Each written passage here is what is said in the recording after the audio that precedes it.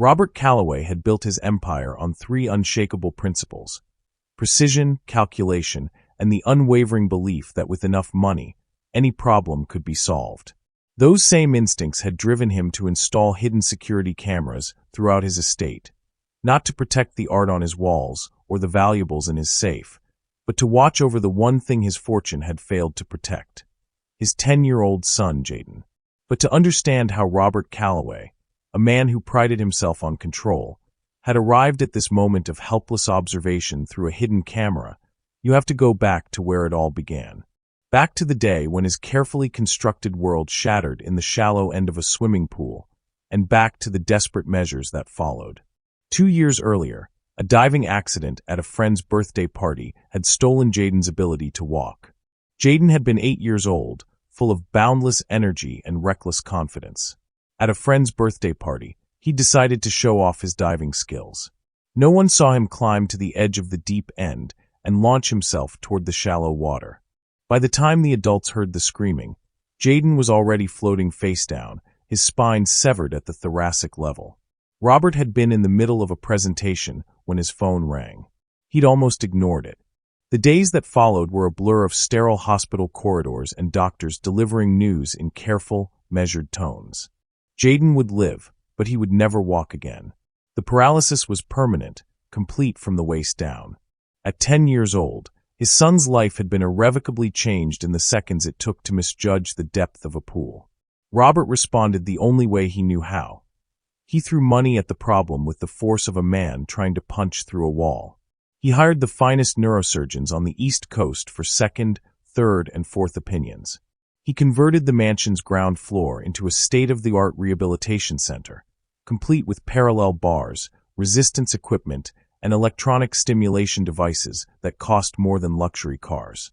He assembled a rotating staff of physical therapists, occupational therapists, nurses, and caregivers, all highly credentialed, all expensive, all promising they could maximize Jaden's recovery potential. But Jaden remained in his wheelchair. And with each passing month, the boy who had once talked non-stop about playing professional soccer grew quieter, more withdrawn, retreating into a silence that no amount of money seemed able to penetrate. The caregivers came and went like seasonal staff. Some were genuinely compassionate, treating Jaden with the patience and dignity a vulnerable child deserved. Others were merely competent, following protocols and schedules with mechanical efficiency. And a few, the ones that kept Robert awake at night, were carelessly indifferent in ways that made his blood boil. There was the nurse who rushed through Jaden's leg exercises, her eyes constantly on the clock, treating each stretch and rotation as a task to be checked off rather than a child to be helped. Robert had caught her once, pulling Jaden's leg with such haste that his son winced in pain. When confronted, she'd shrugged and said she had other appointments to keep. Then there was the physical therapist who spent more time scrolling through her phone than guiding Jaden through his exercises. Robert had watched through the doorway one afternoon as she sat in the corner, thumbs flying over her screen, while Jaden struggled alone with a resistance band, his face red with effort and frustration. She hadn't even looked up. Worst of all was the aide who spoke to Jaden as if the paralysis had somehow affected his cognitive abilities rather than just his legs. She used a sing-song voice usually reserved for toddlers, spoke over his head to other adults as if he weren't there, and made decisions about his care without consulting him. Robert had once heard her tell a delivery person, while standing right next to Jaden, "Oh, don't mind him, he doesn't really understand what's going on anyway." Each incident chipped away at Robert's ability to trust. He became hyper-vigilant, trying to monitor every interaction, every therapy session, every moment of Jaden's care. But he couldn't be everywhere. His business demanded attention. Ironically, it took money to pay for all these expensive caregivers who weren't living up to their promises. The breaking point came on an ordinary Tuesday afternoon 3 months ago. Robert had left a merger negotiation early, something he almost never did, driven by an inexplicable feeling that he needed to get home. He'd arrived to find the house quiet, too quiet. Following the sound of movement to Jaden's bedroom, he'd stopped in the doorway, frozen by what he saw.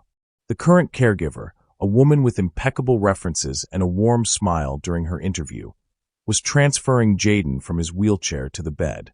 But she wasn't following the careful protocol the physical therapist had demonstrated.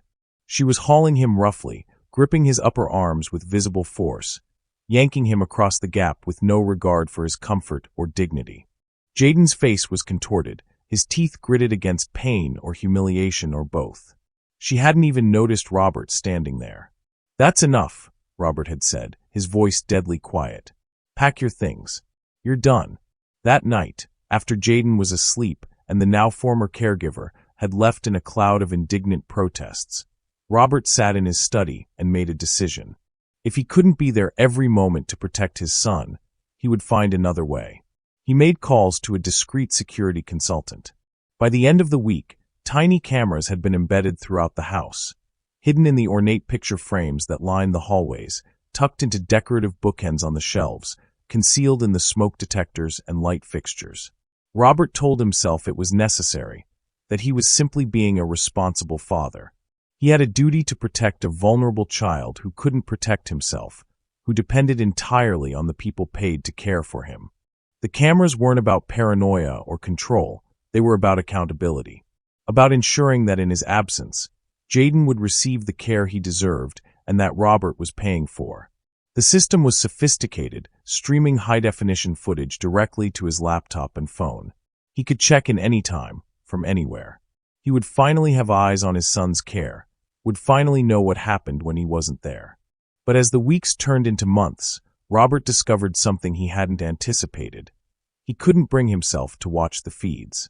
Every time he opened his laptop and saw the grid of camera angles, every time he clicked on a feed and saw Jaden in his wheelchair, struggling through another exercise or sitting alone staring at nothing, it felt like a knife twisting in his chest.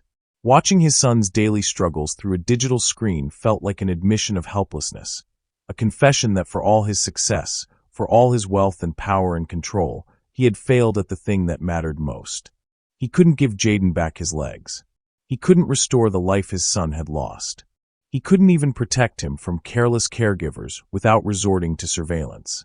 So the cameras recorded silently, their footage accumulating unwatched in the cloud, while Robert buried himself deeper into work, staying later at the office, finding reasons to travel for business. The feeds became just another reminder of his failure, sophisticated, expensive, and ultimately unused. 3 weeks ago, the latest caregiver resigned. She was taking a position across town with better hours and less emotional exhaustion. Robert couldn't blame her. Caring for Jaden, watching a young boy grapple with a loss that would define his entire life, took a toll on even the most compassionate professionals, which meant Robert needed to find yet another replacement, another stranger to invite into their home, another person to trust with his son's care, another round of interviews where everyone said the right things, and he had no way of knowing who would actually follow through. He scheduled the interviews for the following Monday, approaching the task with the same weary resignation he'd felt with every previous hiring. They would all blend together. Polished resumes, practiced smiles, rehearsed answers about patience and dedication. He would choose the one who seemed least likely to disappoint, knowing from experience that seeming and being were two very different things. What Robert didn't know, couldn't have known, was that this time would be different. This time, someone would walk through his door who would change everything. Her name was Naomi. Stay with this story until the very end, because what Robert Calloway is about to discover will change the way you see trust, sacrifice, and love forever. If you believe that the smallest actions can carry the greatest power, make sure you like this story, subscribe to the channel, Now's Haven, so you don't miss stories like this. And as you watch, pay close attention, because when the truth is finally revealed, you'll want to comment and tell us what you would have done in his place. This isn't just a story to hear, it's one to feel. Don't look away. Let's get back to story. Monday morning arrived with the gray, indifferent light of early March. Robert sat in his study, the leather chair behind his mahogany desk feeling more like a judge's bench than a seat. 5 candidates were scheduled throughout the day, their resumes spread before him in neat folders prepared by his assistant. He'd barely glanced at them.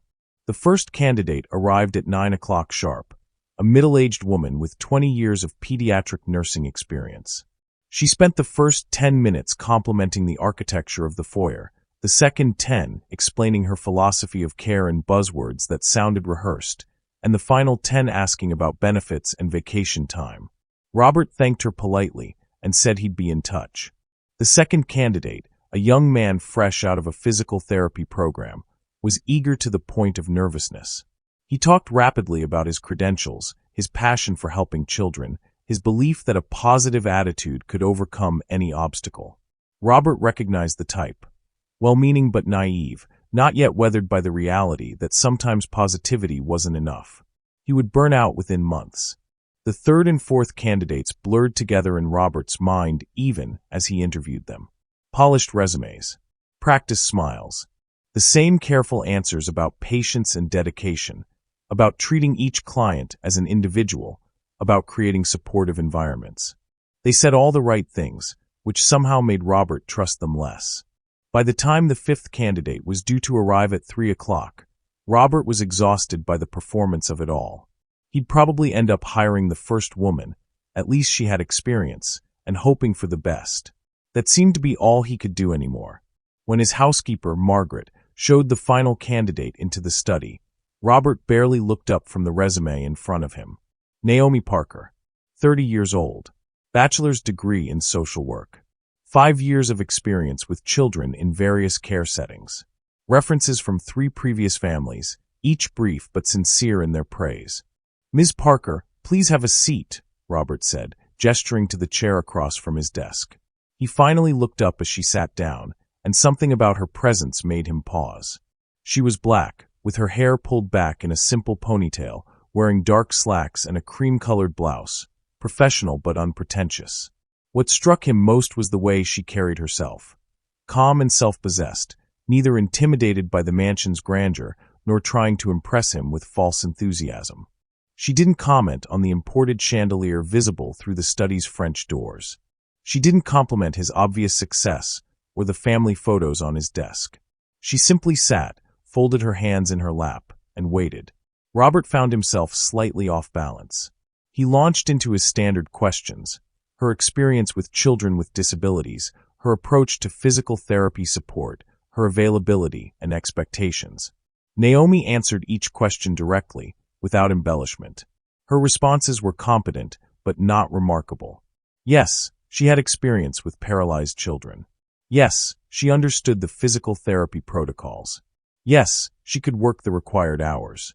Robert was preparing to thank her for her time when she spoke again. "May I ask you some questions, Mr. Calloway?" "Of course," Robert said, expecting the usual queries about salary or time off. "What does Jaden like to do?" The question caught him off guard. Robert opened his mouth, then paused. He does his physical therapy. He has tutors who come in for schoolwork. He plays video games sometimes. Naomi nodded, her expression neutral. What frustrates him most? Robert felt something uncomfortable shift in his chest. I suppose his limitations. The things he can't do anymore. And does he have dreams he talks about? Naomi asked, her voice gentle but direct. Things he hopes for? Plans he makes. The uncomfortable feeling bloomed into something sharper. Robert realized, with a jolt of shame that hit him like a physical blow, that he genuinely didn't know the answer. When was the last time he'd asked Jaden about his dreams? When was the last time they'd had a conversation about anything beyond medical updates and daily schedules? Robert started, then stopped.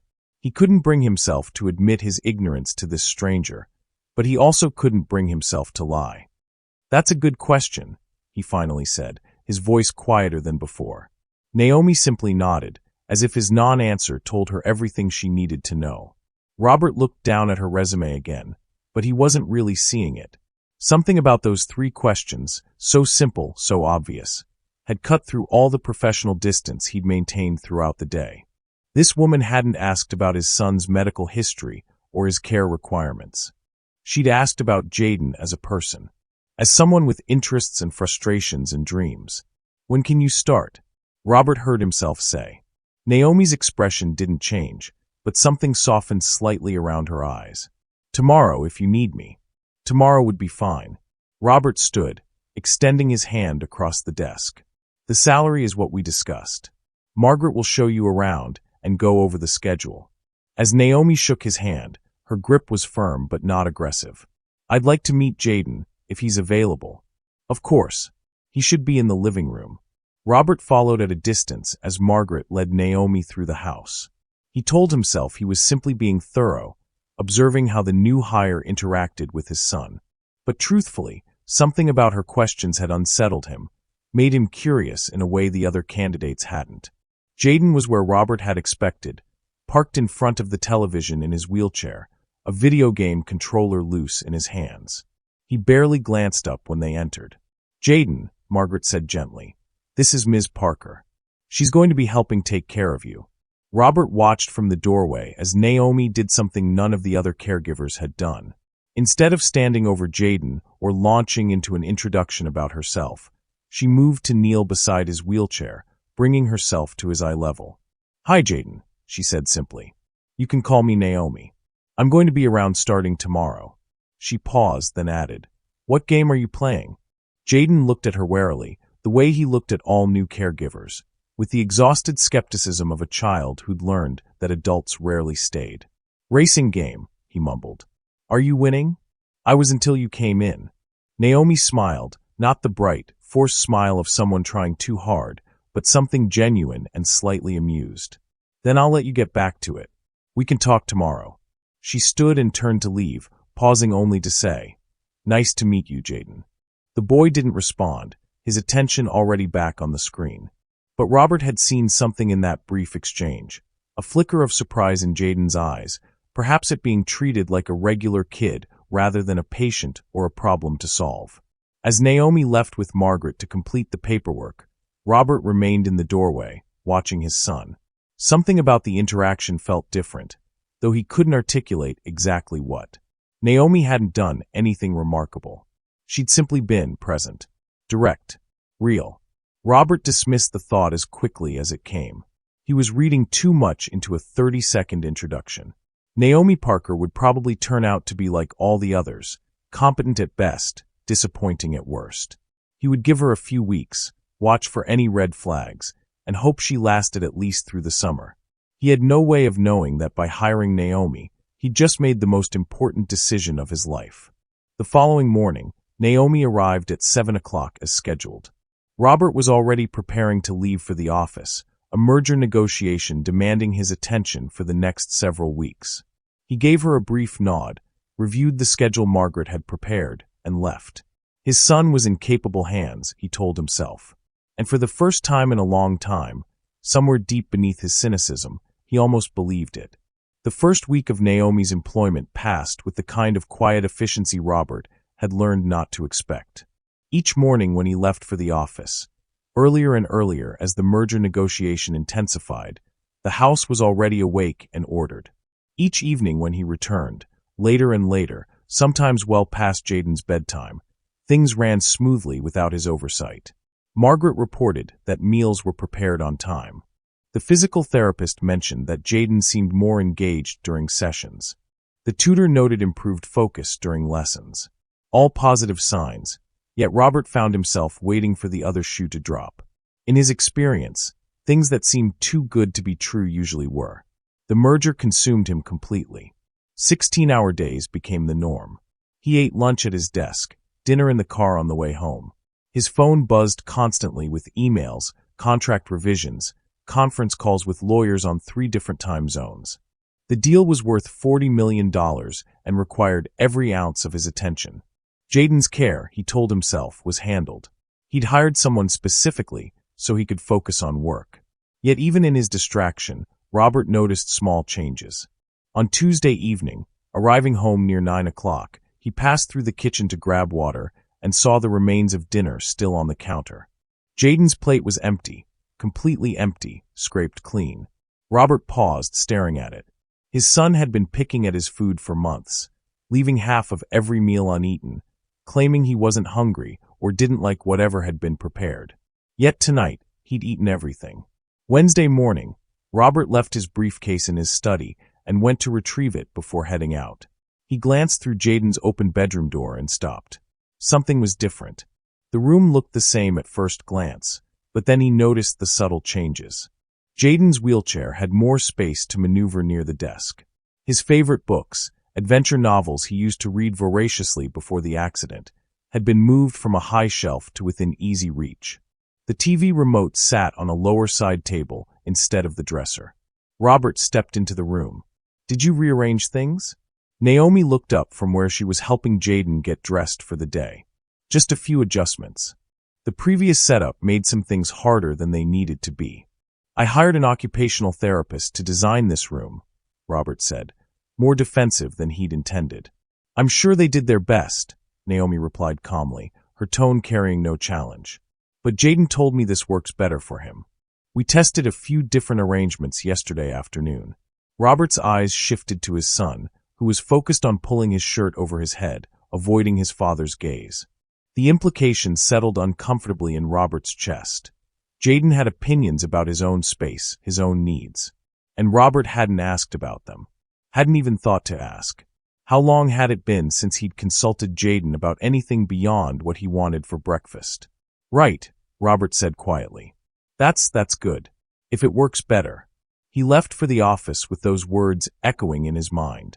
Thursday passed in a blur of conference rooms and negotiations. Robert barely registered it. Friday brought a breakthrough in the merger talks, and he stayed at the office until past midnight, returning home exhausted and running on fumes. Saturday should have been a day to sleep in, but years of habit woke Robert at 6:30. He lay in bed, staring at the ceiling, too tired to sleep, too wired to rest. Eventually, he dragged himself up, pulled on a robe, and headed downstairs for coffee. The house was quiet, peaceful. As he passed Jaden's room, he heard low voices, Naomi and his son talking about something. Robert couldn't make out the words, but the tone was easy, conversational. Not the strained exchanges he usually had with Jaden, where every question felt like pulling teeth and every answer came in monosyllables. He continued to the kitchen, poured coffee, and was heading back upstairs when he heard it. Laughter. His son's laughter, echoing from the living room. Not the polite chuckle Jaden produced when adults tried too hard to amuse him. Not the forced sound of someone going through the motions. This was genuine, unguarded, free. The kind of laughter Robert realized with a painful jolt that he hadn't heard from his son in nearly 2 years. Robert stopped in the hallway, coffee mug halfway to his lips, frozen. The sound came again, followed by Naomi's own laugh, lighter and warm. They were talking about something, some shared joke or moment Robert wasn't part of. He took a step toward the living room, then stopped. Some instinct told him that if he walked in, whatever was happening would evaporate. The easy rapport would vanish, replaced by tension and silence. So he stood there, listening to his son laugh, feeling simultaneously grateful and gutted. What was Naomi doing that he hadn't been able to do? What had changed in just 5 days? Robert retreated to his study, closing the door softly behind him. He sat at his desk, the laughter still echoing in his memory. His laptop sat closed in front of him, and suddenly he remembered the cameras. He had eyes throughout the entire house. He could see exactly what was happening, understand what Naomi was doing differently. His hand moved toward the laptop, then stopped. The cameras had been installed to protect Jaden, to ensure his safety when Robert couldn't be there. But watching them felt like an invasion now, a violation of something private. Besides, he'd told himself months ago that he couldn't bear to watch his son's struggles through a screen. Opening those feeds meant confronting everything he'd been avoiding. Yet Jaden wasn't struggling right now. He was laughing. Robert's hand hovered over the laptop. The temptation warred with guilt, curiosity with shame. He'd hired Naomi to take care of his son. Watching her through hidden cameras seemed like a betrayal of the trust implicit in that arrangement. But then again, he'd installed those cameras specifically for this purpose, to know what happened when he wasn't there. Another burst of laughter drifted through the walls, muffled but unmistakable. Robert opened the laptop. His fingers moved across the keyboard, pulling up the security system interface he hadn't accessed in weeks. The screen divided into a grid of camera feeds, each showing a different room. He found the living room camera and clicked to expand it. The image filled his screen, and Robert leaned forward, coffee forgotten, watching his son and the woman he'd hired just 5 days ago. What he saw made him forget to breathe. Robert told himself he was just checking in, just making sure everything was running smoothly, that Naomi was following the protocols, that Jaden was safe. It was due diligence, nothing more. The rationalization felt hollow even as he thought it.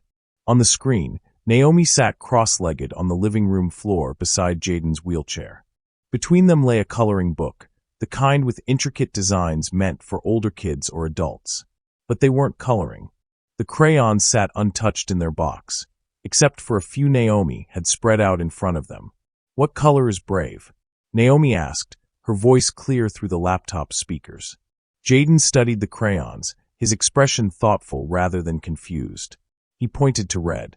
"Interesting choice," Naomi said, not in the patronizing way adults often spoke to children, but as if genuinely considering his answer. "What about lonely? What color is that?" "Blue," Jaden answered, his voice quieter now. Naomi nodded slowly, as if he'd revealed something profound. She was quiet for a moment, letting the question hang in the air between them. Then she asked the question that made Robert's breath catch. "And what color are you feeling today, Jaden?" Jaden's hand hovered over the crayons. The silence stretched. Robert found himself leaning closer to the screen, waiting. Finally, his son's small hand selected a crayon and held it up. "Yellow. What does yellow mean?" Naomi asked gently. "Hopeful," Jaden whispered. Robert's hand trembled on the mouse. The word echoed in his mind, hopeful. When was the last time his son had expressed hope? When was the last time anyone had asked him what he was feeling rather than how his legs felt, or whether the exercises hurt? This wasn't in any care manual he'd read. This wasn't occupational therapy or a structured intervention. This wasn't even a game, really. It was something simpler and somehow more profound. It was someone truly seeing his son. Not as a medical case or a tragedy or a child to be fixed, but as a whole person with an inner emotional world worth exploring. Robert watched as they continued talking, Naomi asking what made him feel hopeful, Jaden opening up in ways Robert had never witnessed. His son spoke about adaptive sports he'd seen online, about video game design he wanted to learn, about small dreams that had survived the accident. He closed the laptop finally, his coffee long cold, his hands still shaking slightly. The next day, Sunday, Robert told himself he wouldn't watch again. It felt invasive, voyeuristic. But by evening, he was back at his laptop, pulling up the feeds. Just to see how Jaden's day had gone. Just to understand what Naomi was doing that made such a difference. What he saw over the following days became an obsession he couldn't shake. He watched Naomi challenge Jaden to wheelchair races through the mansion's long hallways, using her phone as a stopwatch. "Beat that time," she'd call as Jaden wheeled furiously toward the far wall, his face flushed with effort and excitement. When he succeeded, she celebrated as if he'd won an Olympic medal, high-fiving him and marking his new personal record on a chart she'd made. He watched her read to Jaden from graphic novels, not children's books, but stories about heroes facing impossible odds. She would pause at critical moments and ask, "What would you do here? If you were the hero, what choice would you make?" And Jaden would answer, his tactical mind engaged, his opinions valued. Most remarkably, he watched her transform the dreaded physical therapy sessions into something else entirely. Each leg lift became a mountain being climbed. Each stretch was a river being crossed. She narrated adventures as Jaden worked through exercises, turning the tedious routine into a quest where effort mattered more than outcome. "That's it, 3 more steps up the mountain. You're almost to the summit. The view from the top is going to be incredible." Robert found himself watching hours of footage, skipping through his days to see what Naomi and Jaden had done while he was at the office. The more he watched, the more a painful realization crystallized. Naomi treated Jaden as a whole person with agency, potential, and dignity. She didn't see a paralyzed child who needed to be managed. She saw Jaden, a 10-year-old boy with interests, opinions, frustrations, and dreams. The gratitude Robert felt was overwhelming. But so was the shame. He was spying on someone who'd done nothing to deserve his suspicion. Worse, he was watching his own son through a screen instead of being present with him. The cameras he'd installed to protect Jaden had become a barrier between them, a way to observe his son's life rather than participate in it. Monday evening, Robert decided he would watch one more night, just one more, and then he would tell Naomi about the cameras. He would confess, face whatever consequences came, and figure out how to move forward. He had no idea that this final night of watching would change everything. It was nearly midnight on Monday when everything changed. Robert sat in his study, contracts spread across his desk in organized chaos. The merger was entering its final phase, and every clause needed his attention. His eyes burned from staring at dense legal text, and his third cup of coffee had gone cold an hour ago. He should have been in bed, but sleep felt impossible with so much at stake. The laptop sat open beside the contracts, the security feeds minimized in the corner of the screen. Robert had learned to keep them running in the background. Just ambient awareness, he told himself, not active surveillance. The house was quiet. Jaden should have been asleep hours ago. Movement on one of the monitors caught his eye. Robert glanced at the screen, then froze. He maximized the feed from the living room camera. Jaden was there, in his wheelchair in the dark. And he was crying, not quiet tears, but deep, wrenching sobs that shook his small frame. His hands gripped the wheelchair's armrests so tightly his knuckles had gone white. "I want to play soccer again," Jaden choked out to the empty room, his voice breaking. "I want to run. I want to be normal. I just want to be normal."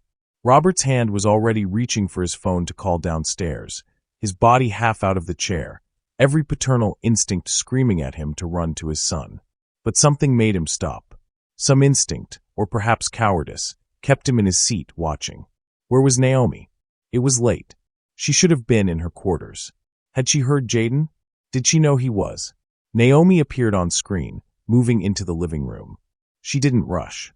She moved slowly, deliberately, as if she understood that Jaden needed space even in his pain. She wore a simple t-shirt and sweatpants. She'd clearly been getting ready for bed when she heard him. She didn't turn on the lights. She didn't ask what was wrong or tell him everything would be okay. She simply knelt in front of his wheelchair, bringing her face level with his, and waited. "Look at me, Jaden," she said finally, her voice gentle but steady. Jaden's sobs continued, but his eyes found hers. "What you're feeling is real," Naomi said. "And it's okay to feel it. All of it. The anger, the sadness, the frustration, it's all real and valid and yours." She paused, holding his gaze. "You don't have to be strong right now. You don't have to be brave. You can just be sad. I'm here. I'm not going anywhere." Robert watched his son's face crumple, watched the careful mask Jaden wore every day finally crack. The sobs intensified, but somehow they sounded different now. Not desperate and alone, but witnessed and held. Naomi waited. She didn't try to fix it or minimize it or redirect his attention. She simply stayed present through the storm of his grief. When Jaden's breathing finally began to slow, when the sobs turned to shaky hiccups, Naomi did something Robert never could have anticipated. She stood, took Jaden's hands in hers, and placed them on her own legs. "Feel this," she said. Then she began to jog in place. Robert leaned closer to the screen, transfixed. Naomi moved Jaden's hands with her legs, letting him feel the rhythm of movement, the flex and release of muscles, the momentum of motion. "This is what running feels like for me," she narrated, her voice calm and clear. "The rhythm left, right. The motion in my hips, my knees, my ankles. The freedom of propelling myself forward, of choosing where to go and how fast to get there." She continued jogging slowly, keeping Jaden's hands pressed to her thighs. "But you know what? You have your own rhythm now. When you race down these hallways, when you spin your wheels and feel the momentum, that's your rhythm. When you navigate around obstacles, when you choose your path, that's your freedom." She stopped jogging but kept his hands in place. "Different doesn't mean less, Jaden. It means finding a new way to move through the world. Your way." Naomi knelt again, eye level once more. "Tomorrow, I'm going to teach you wheelchair basketball. I've already cleared space in the driveway and ordered a ball. And I promise you, you're going to feel that freedom again. That joy of movement, of competition, of pushing yourself and feeling your body respond. It might look different than you remember, but it's yours. It's still yours." Jaden stared at her, tears still wet on his cheeks. But something had shifted in his expression. The desperate, drowning look had been replaced by something else, something fragile but unmistakable. "Hope." "Really?" Jaden whispered. "Really," Naomi promised. "You're not stuck, Jaden. You're just learning a different way to fly." Robert felt his own tears fall, hot and unexpected, blurring the screen in front of him. His hand came up to his mouth, muffling the sound that threatened to escape, something between a sob and a gasp of recognition. For 2 years, he had tried to fix his son. 2 years of surgeries and therapies and expensive equipment, all aimed at restoring what had been lost, at returning Jaden to who he was before. 2 years of treating his son's paralysis as a problem to be solved, a deficit to be overcome, a tragedy to be somehow undone. Naomi was doing something entirely different. She wasn't trying to fix Jaden or restore him or return him to some previous version of himself. She was helping him become who he was now. Robert sat in his study, watching through a hidden camera as his son found hope in the middle of the night and understood with painful clarity what he had been missing. What Jaden had been missing. Not physical therapy or better equipment or more specialists. Connection. Acceptance. Permission to grieve what was lost and embrace what remained. He watched as Naomi helped Jaden back to his room, watched her tuck him in with the same painstaking care she brought to everything, watched her squeeze his hand once before turning out the light. Then Robert closed the laptop, put his head in his hands, and wept. Robert hadn't slept. He'd tried, lying in bed as dawn crept across the ceiling, but every time he closed his eyes he saw Jaden's tear-streaked face on the monitor. Heard Naomi's voice. Different doesn't mean less. By 6 o'clock, he gave up and went downstairs. The kitchen was already alive with morning sounds. Naomi stood at the stove, making pancakes, while Jaden sat at the table in his wheelchair, talking animatedly about wheelchair basketball. His voice carried an energy Robert hadn't heard in years. "And you said we could set up a hoop in the driveway? Like a real one?" Jaden was asking.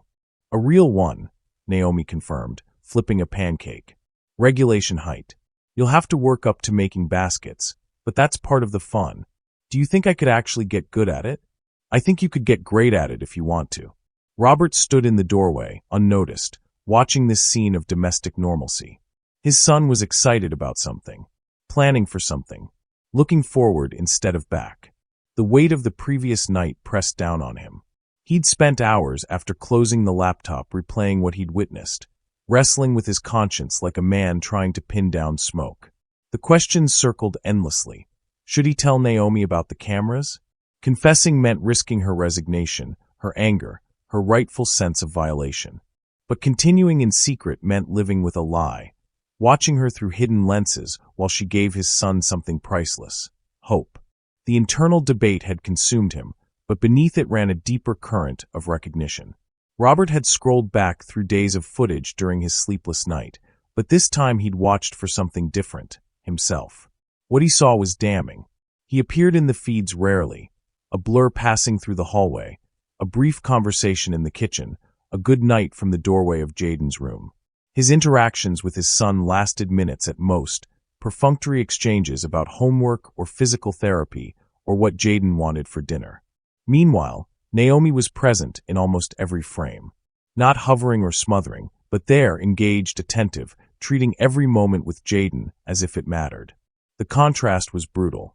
Robert had been providing for his son, financially, materially, ensuring every physical need was met.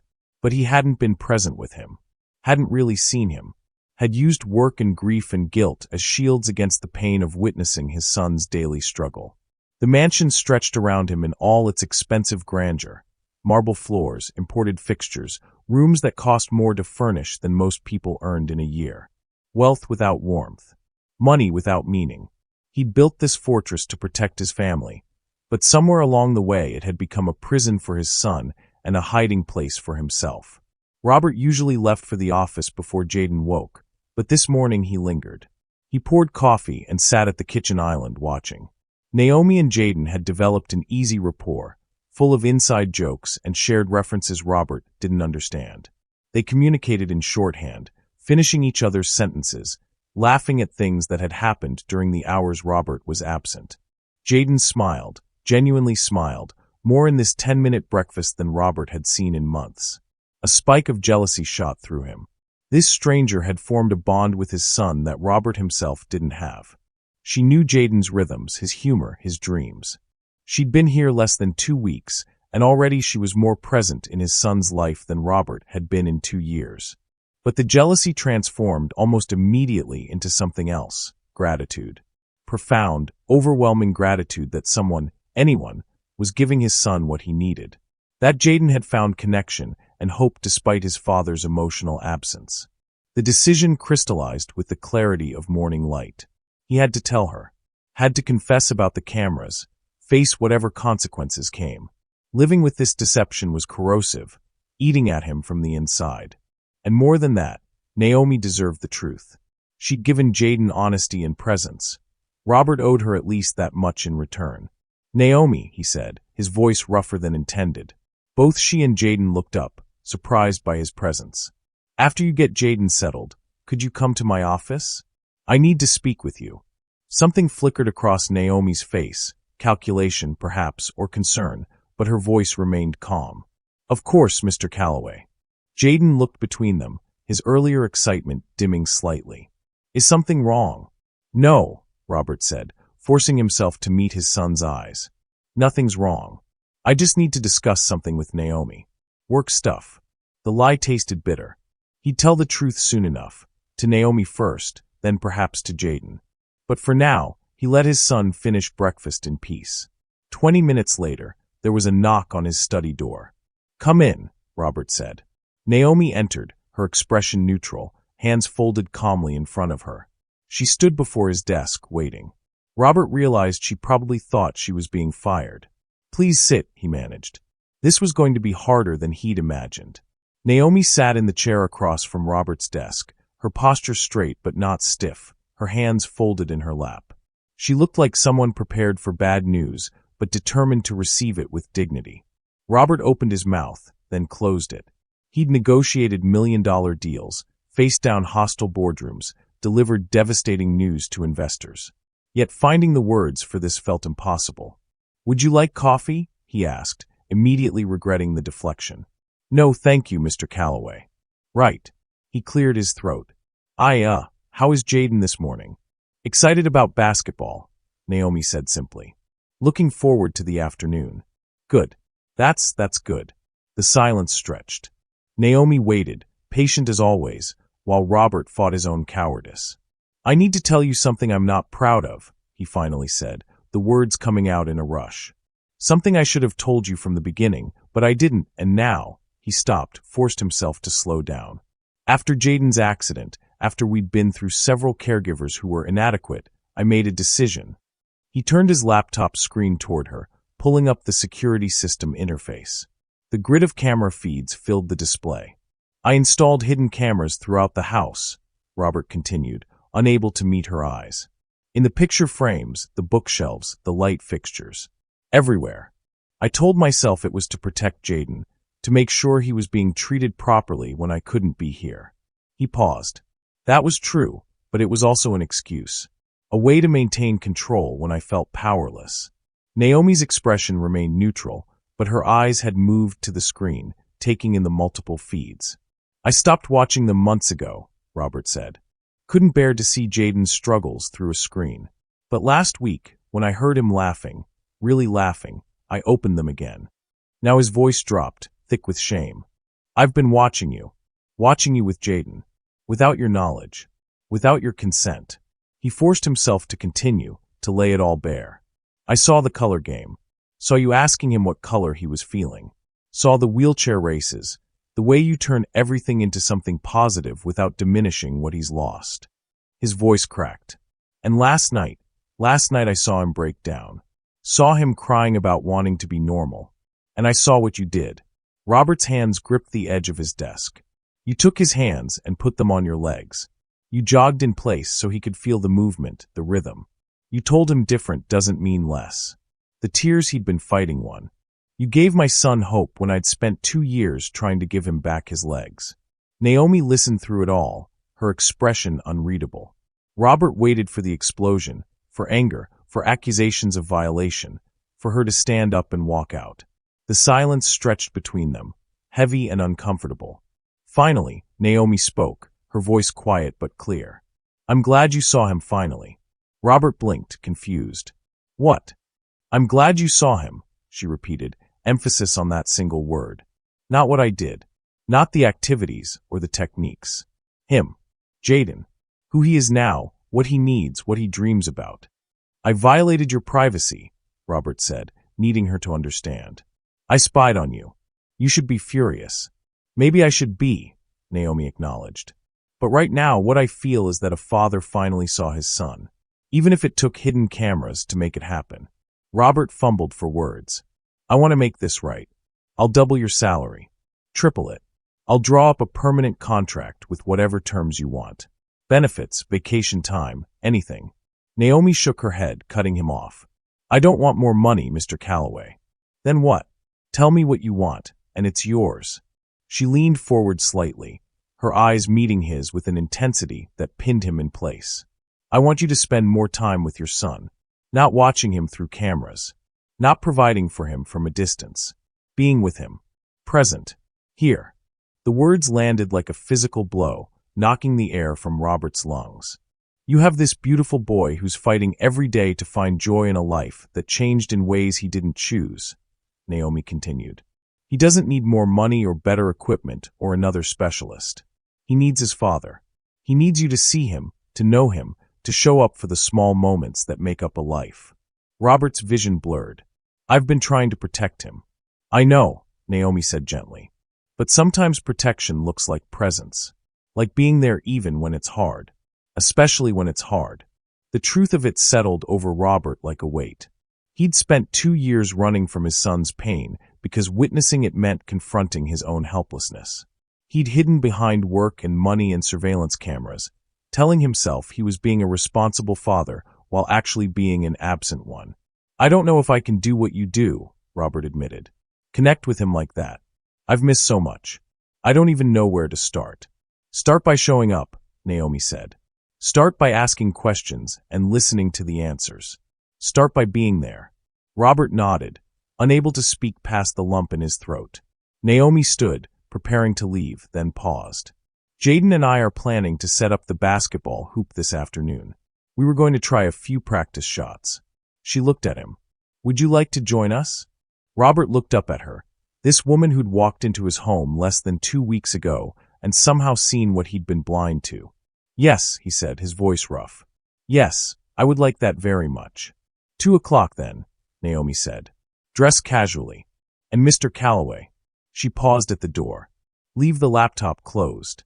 After she left, Robert sat alone in his study for a long time, staring at the security feeds on his screen. Then, deliberately, he closed the laptop. It was time to stop watching his son's life and start being part of it. At 2 o'clock, Robert found himself standing in the doorway to the driveway, watching Naomi adjust a portable basketball hoop they'd set up that morning. Jaden sat in his wheelchair, a regulation basketball in his lap, his face alight with anticipation.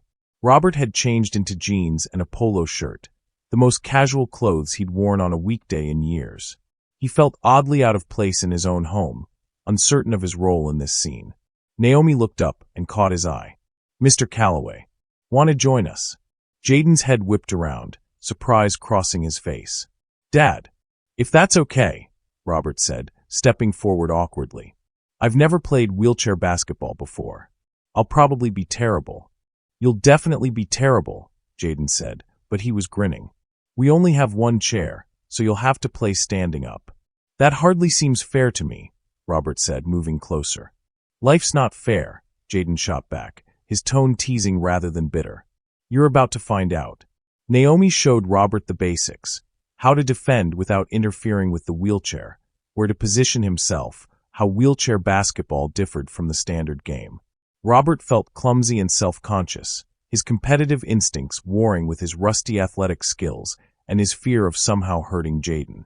But then Jaden made his first basket, a beautiful arc that swished through the net, and the look of pure triumph on his son's face dissolved all of Robert's hesitation. Lucky shot, Robert said, retrieving the ball. Oh, it's on now, Jaden laughed. What followed was chaotic, awkward, and completely joyful. Robert couldn't guard Jaden effectively without being too aggressive. Jaden exploited every advantage his wheelchair gave him: maneuverability, low center of gravity, the element of surprise. Robert's competitive nature emerged, but playfully, trash-talking his 10-year-old son in a way that made Jaden laugh so hard he nearly fell out of his chair. When Jaden won their impromptu game 15-7, Robert felt something he hadn't experienced in years: genuine, uncomplicated pride. Not pride in his son's ability to overcome adversity or complete physical therapy, but simple fatherly pride in watching his kid beat him at basketball. "Rematch tomorrow?" Robert asked, breathless and sweating. "You're on," Jaden said. Over the following days, Robert's schedule transformed. He left the office at 5 instead of 8. He came home to join whatever activity Naomi and Jaden had planned. Adaptive exercises that looked like games, cooking dinner together, watching videos about wheelchair sports. Dinner became family time around the kitchen table, something Robert realized hadn't happened regularly since before the accident. Naomi usually joined them, and the conversations flowed naturally. Jaden talked about his day, about the online gaming community he'd joined, about the kids in disability forums who'd become his friends, about YouTube videos he'd watched of wheelchair athletes doing things Robert never imagined possible.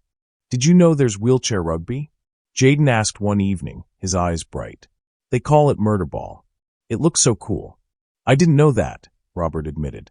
"And there's this guy who does wheelchair skateboarding. Like actual tricks and everything. He has 1 million followers." Robert found himself genuinely interested, asking questions, learning about this entire world he'd been oblivious to. Jaden wanted to try adaptive rock climbing. He was teaching himself video game design through online tutorials. He'd made a friend in Oregon who was also paralyzed, and they video chatted every week about game strategies. "I didn't know about any of this," Robert said to Naomi one evening after Jaden had gone to bed. "You never asked," she said gently. "But you're asking now." She was right. And more than asking, Robert was listening, truly listening, not just waiting for his turn to talk or problem solve. He was discovering that his son had a rich inner life, dreams and goals and friendships that had nothing to do with his paralysis and everything to do with who Jaden was becoming. Naomi facilitated these interactions at first, but gradually she stepped back, giving father and son space to find their own rhythm. She'd excuse herself after dinner some nights, or suggest Robert take over reading duties, or simply fade into the background while they talked. The evening routine changed. Robert started reading to Jaden before bed, picking up the graphic novel series Naomi had introduced. He'd perch on the edge of Jaden's bed, both of them studying the illustrations, debating the hero's choices, predicting what would happen next. One night, 3 weeks after the confession, Jaden interrupted their reading with a question that made Robert's breath catch. "Dad, why are you here more now?" Robert closed the book, considering his answer carefully. He could deflect, make an excuse about work slowing down or needing a break. But Naomi's words echoed in his mind. "Start by being honest." "Because I was so busy trying to fix everything," Robert said slowly, "that I forgot what really mattered, being with you. Really being with you, not just in the same house or providing for you, but present. Here." Jaden was quiet for a moment, processing. "You can't fix me, Dad. I'm always going to be in this chair." "I know," Robert said, and realized with surprise that he meant it. "I'm sorry it took me so long to understand that." "I don't need you to fix me," Jaden said, his voice small but steady. "I just need you to be my dad."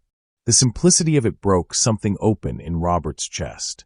"I can do that," he said, his voice thick. "I want to do that." Jaden smiled, then yawned. "Cool. Can we finish the chapter tomorrow? I'm tired." "Of course." Robert stood, tucked the blanket around his son, and did something he hadn't done in months. He kissed Jaden's forehead. "Good night, buddy. I love you." "Love you too, Dad." Later, in his study, Robert noticed his laptop sitting closed on the desk. The cameras were still recording. He hadn't removed them, but he hadn't checked the feeds in days. Hadn't felt the need to. He knew what was happening in his house now because he was part of it. He opened the laptop, but not to watch surveillance footage. Instead, he pulled up a search for adaptive sports programs in the area. If Jaden wanted to try wheelchair rugby or rock climbing, Robert wanted to be there to support him. Not from behind a screen. In person. Present. Finally learning how to be the father his son needed. 3 months later, Robert Calloway shut down his computer at exactly 5 o'clock, packed his briefcase, and headed for the door. "Leaving already?" Marcus, his business partner, called from across the office. "It's only 5. Are you feeling okay?" Robert smiled. I'm feeling better than I have in years, actually. Jaden has basketball practice tonight.